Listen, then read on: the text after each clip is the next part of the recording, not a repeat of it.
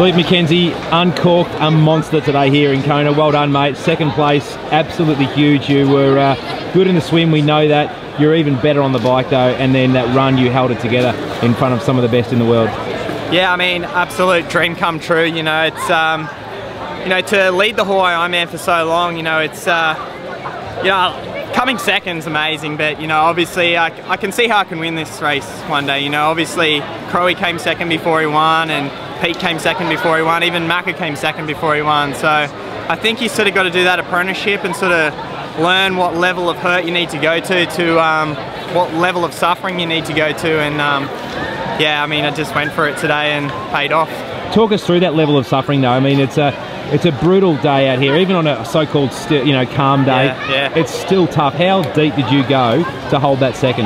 Yeah, I mean, probably mile 15, 16 through till about 20, I was the wheels were falling off. You know, like I was starting to cramp, and my stride had really started to, you know, just drop off. You know, I just had to ride through that low. You know, and when I got to the turnaround, Freddie had passed me, but he probably didn't put too much gap into me after that, and I could sort of just gauge off him as I ran back. And you know, Sebastian was losing time to me, which surprised me, because I thought, you know, I'm running 7:30 miles here. You know, it's not, you know, that's not great at that stage of the race. You want to be going quicker than that. But I got back up on the Queen K and just got that second wind, and you know, got back to where the crowd was, and you know, I saw all my family and friends again, and they're like, mate, you've got 5 minutes on Sebastian, you've got second place. And I think it just, the adrenaline that kicked in at that point. It's like, well, you've only got 4 miles to go at this point. He's going to have to run more than a minute per mile quicker than you. And you know, I just relaxed and enjoyed it, and you know, every person that I knew, I tried to sort of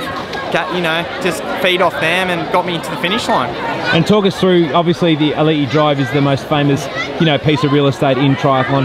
That last few hundred meters though, when you know you've got it sorted out, you know you've done all the hard work's paying off, I mean, how good does that feel? Talk us through that. Oh mate, it's like that no chain moment, you know, like I was absolutely in the hurt box coming down Palani because my toes are a mess, and I was cramping a little bit because it's just so steep, and I just didn't want to have that Crowe moment, you know, where he started to, I was just like, just take it easy, you got 5 minutes. And you know, I turned onto Elite Drive, and it was like I was in my first mile, you know, I was just like floating on air. And you know, I just saw so many people down that street. You know, my sister was there holding the flags for me to go down the finish chute, and it was, you know, just, dream come true, mate. And, you know, I'm excited. It's, you know, it came together this year, and I think it's a stepping stone to, you know, having a crack here and winning in the future.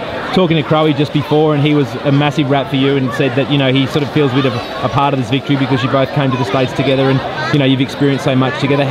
For you, how much of a part of does he play in this? Oh, huge, mate. I mean, I owe that guy so much. You know, he's a mentor to me, and he has been since day one. You know, we started out living in Carlsbad in California on blow-up mattresses from Walmart. You know, and then we've just progressed from there. You know, it's you know, we've got a good bond, and you know, he's yeah, it's thanks, mate.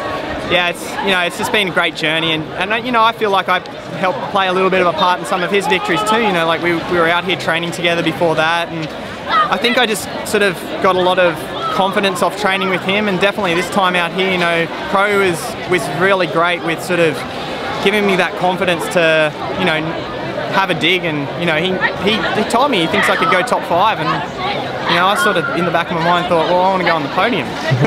Well, mate, absolutely great watching you today. You monstered that bike. Your run was strong, and you know, you kept the Aussie top chances alive as well with a second place. And yeah, it would have been great to keep it 7 in a row. I was thinking about that for a while, you know, but yeah, I mean, maybe next year. Well, mate, well, we loved watching it, as apparently we were cheering it as loud as anyone else. So well done today, mate. Thanks, Phil.